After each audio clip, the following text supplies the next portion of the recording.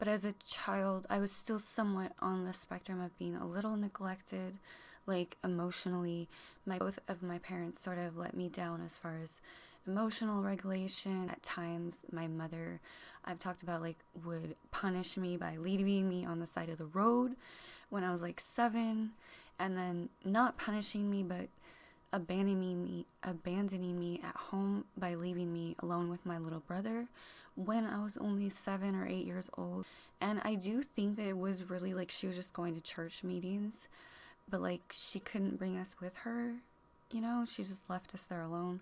So I think that has some deep rooted like abandonment issues within me. And my dad passed away when I was 14. So he was always like a good dad to me. And I think he was still dealing with his own childhood traumas and or being a war vet. And he got me my first horse, when I was 12 years old. And yeah, he was just like a good dad. So that was sort of my upbringing. However, my dad was not very religious. He was not religious, and my mother was. My mother was very into the religious Mormon culture because she had been raised Mormon. Her mother was Mormon. They were continuing that lifestyle where everyone just sort of, that's what you do, and you keep getting your kids baptized into their church, and you keep working your way up the ladder. So I had already felt like kind of the gray sheep of my family, questioning my mother, like, why does my brother, or why do guys in our family have to go on a mission? Which is like they leave for 2 years and they go spread the Mormon religion all over the world, across the United States. They pay for it like $10,000 to go on this mission. They're paired up, like 2 males, 2 females. It's all just kind of weird when you get into it. But anyways, I was like 10 or 11, 12 years old. I questioned my mother, why do guys in our family have to go on missions? Why does my brother have to go on a mission? What if he doesn't want to? When we got out of the car, she pulled me to the side and said, boys in our family, that's what we do. That's what they do. We encourage them to go on a mission. Don't you ever question it. Don't you ever ask me again or say it in front of him. And I was like taken back. I was like, oh, okay, my bad. And from an early age, I definitely felt the presence of God in my life, and I believed in God. Like, I would still question Jesus and all of the aspects of even Christianity and the Bible, but I always thought there was God and there was heaven. And I questioned everything else. And I felt like maybe Jesus was a scam. Maybe it is a lie. So I do remember coming to that crossroad and having to decide, would I have the faith of not ever seeing and just believing, or would I choose to go a spiritual, new age, crystals, whatever, horoscopes type of way? So I chose to go the way of Christianity once I read the Bible, especially the book of Revelation, coupled with I went to like the beginning of the New Testament, read from Matthew through Revelation, and then went back and read the book of Genesis through Leviticus, and then I skipped to like Psalms, Proverbs, and then in between I skipped around in the Old Testament and found some like crazy parts, especially the 5th book. I remember being like, what? And then having to question things like, well, do I think that this was for the people of this time? Basically, Old Testament is pre-Jesus and New Testament is Jesus. So I do believe in the New Testament, not like more so. It's just like I apply it to my life. Yeah, probably more so than the Old Testament. And I love the Old Testament. Like Ecclesiastes, I think, tells you everything about life as well. Proverbs, Psalms is beautiful. It just speaks to your soul. And so as I got older, I struggled with teenage things like, I lost my virginity at 14, not really knowing what even sex was or anything about that, because being in a religious cult, it's like you just don't even talk about that. You don't think about it till you get married. And after this experience happened where it was just like I really didn't even know about I just never really watched porn. Was not my thing. 14, I liked this guy, and then like one night it was just sort of like happened, and I just really Yeah, after that, I did not want to date. I did not want anything to do with guys. I threw myself into like friendships and chilling, just my music, even schoolwork. I was like a high school student who just wanted to do well, not like exceedingly well, but I wanted to do well and graduate high school and get out on my own. I just could not wait to like get out on my own. But as soon as I went out into the real world, it was like one of those kids being raised in a religious cult that's all of a sudden faced with the real world and, guys and dating. And so I didn't have a dad from 14 onwards. I didn't really have a male person, grandpa, or anything anyone I could talk to. So I was relying on reading books, like the Venus Mars books, the love languages, just books that I could get my hands on about psychology and personalities, because that always was interesting to me when I was trying to, quote unquote, find myself, getting through college, dating, eventually getting married, having my daughter. All of this time, my walk with the Lord was very kind of just not very strong. But even as I look back on my journals, I did always seek God. It was just like not very strong. And so once my daughter was born, I do remember having a moment of questioning religion, because even until that point, I was still like sort of somewhat in my family expectations of me to join family things and care about their religion and still care and care and care. But as I got older in my later 20s, I just questioned everything. And then like having a daughter made me question everything. So I just remember specifically at one point I asked God, what do you want me to do, and where is my life supposed to go, and what do I do next? And I felt like, looking back, that was my submission to the Lord, to ask him, okay, I'm a person, I'm a human, I'm a life on this planet, what do you want from me? And until then, I guess I had just always tried to do things my way. And finally, I wanted to submit to the Lord and be like, God, what do you want me to do? And after that point, I felt like in my spirit, God just sort of telling me to be patient, to wait, and to learn and to listen. And when you're raised in a religious cult, you are sort of given this mind frame of everything, or at least they do, and like, what else is there to learn?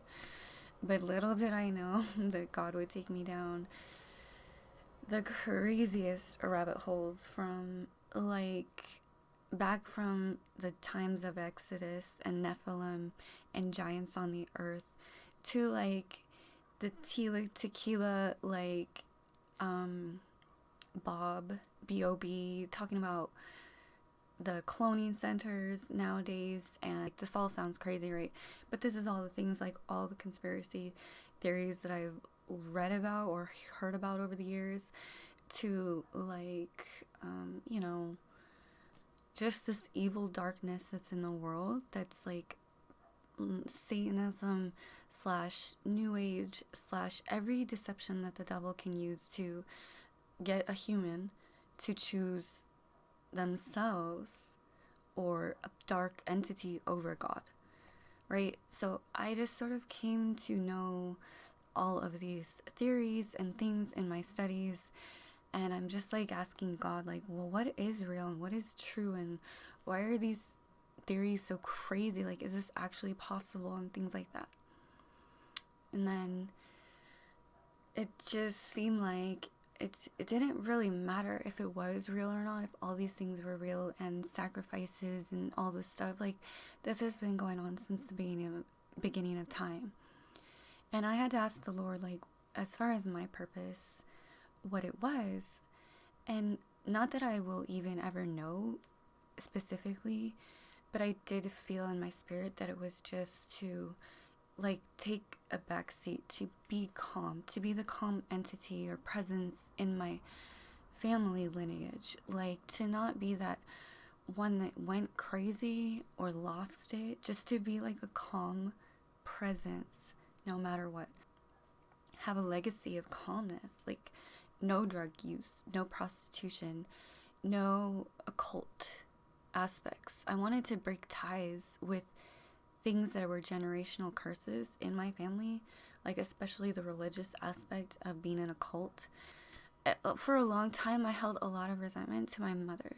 I was very mad and angry with her for I felt being duped into a religion and not told the truth about like life, and I felt really mad with her. But eventually, of course, as a Christian, I came to forgive her.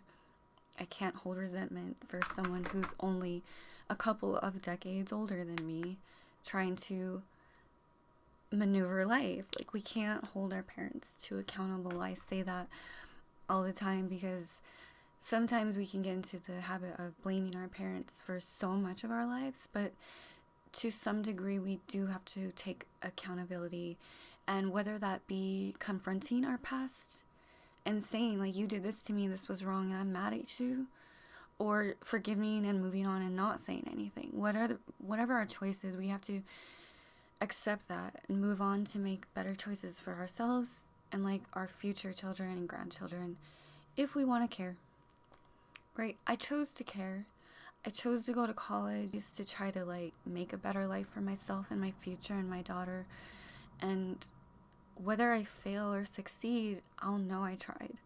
I did not to do it to want to have status or anything. I just wanted to look back on my life and feel it wasn't wasted, really.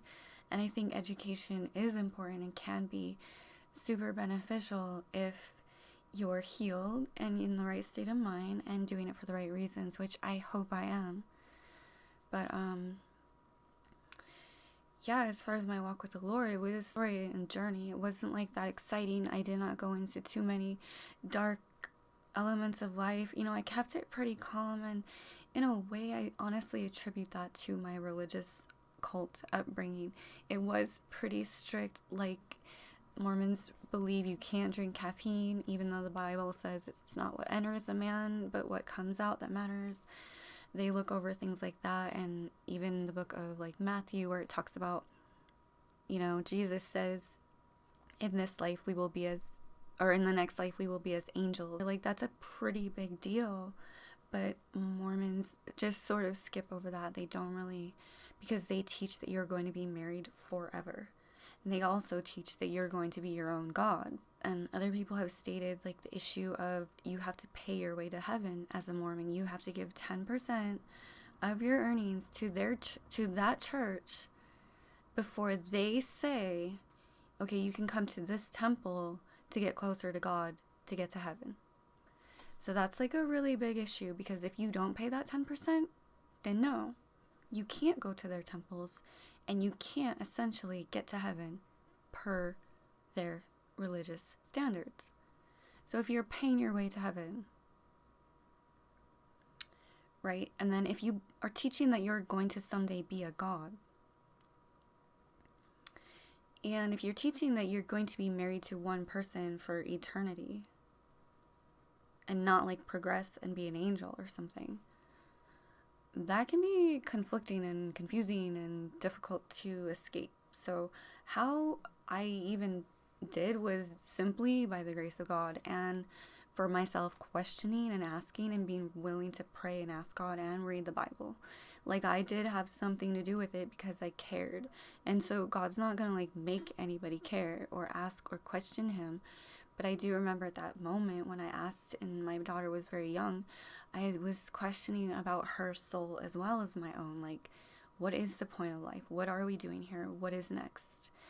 So essentially, you know, I would just say, and I've even told my friends, that they just need to ask God for themselves. Like, no human can tell you what to do or should tell you what to do, not even your parent, your spouse, brother, sister, etc. No one should tell you what to do.